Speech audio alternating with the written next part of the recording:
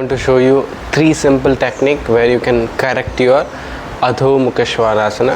So the 3 techniques will help you to correct your 2 blocks.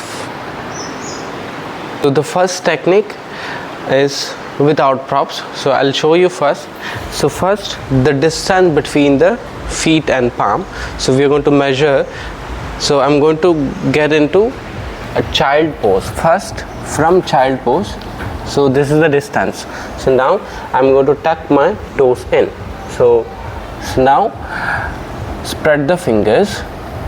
Okay, so bring your shoulder at your hip level, hip height. Okay, so don't raise your shoulder too much, keep your shoulder at your hip height. So from here, what I'm going to do, I'm not going to lift my shoulders, I'm going to keep the shoulder in this height, then I'm going to raise the hip up. So that time you can get a very good stretch on the back and you can avoid stressing the shoulder also. So spread the fingers, press the fingers and rotate your shoulder out and activate your shoulder muscles. So then from here, rise the hip up.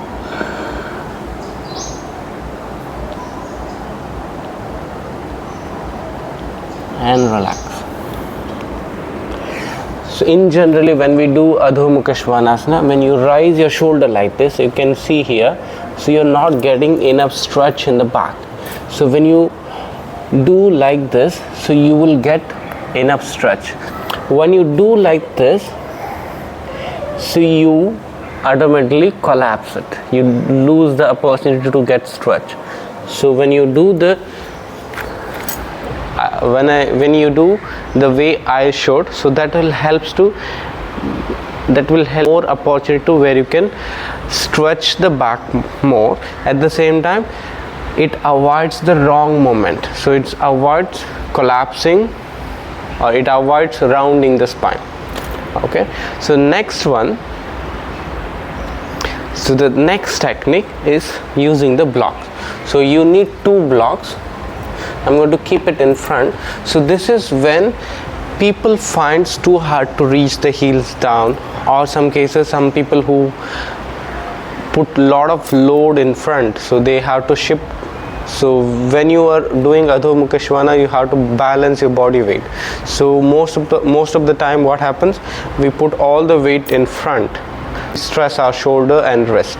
So that's the reason what we do.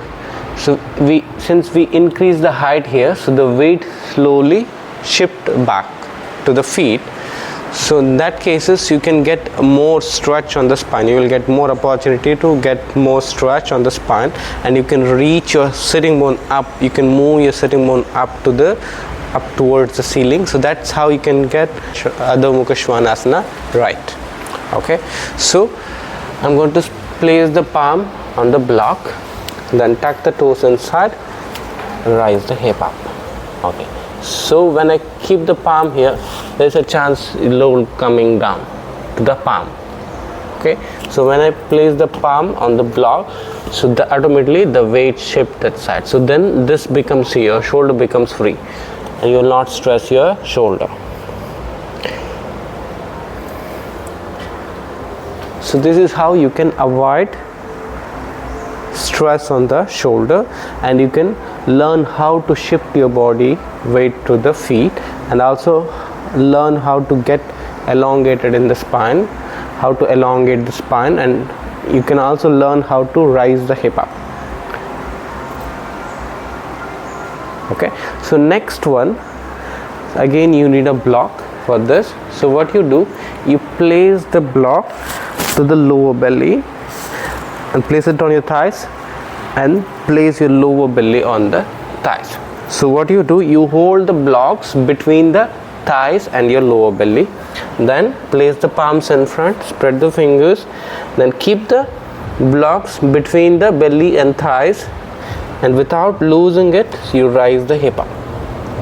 That time you can get a very good stretch on the back. In generally, when you do Adho Mukha Svanasana, there is a chance this get rounded. So when you place the block, which helps to avoid this one, which helps to stretch this one, which helps to create more space and elongate this area. So when this frontal body elongates, automatically this area, your lower back area, gets more stretch. So that's how you can correct your Adho Mukha Svanasana. So these three techniques will help to improve your Adho Mukha Svanasana. Thank you.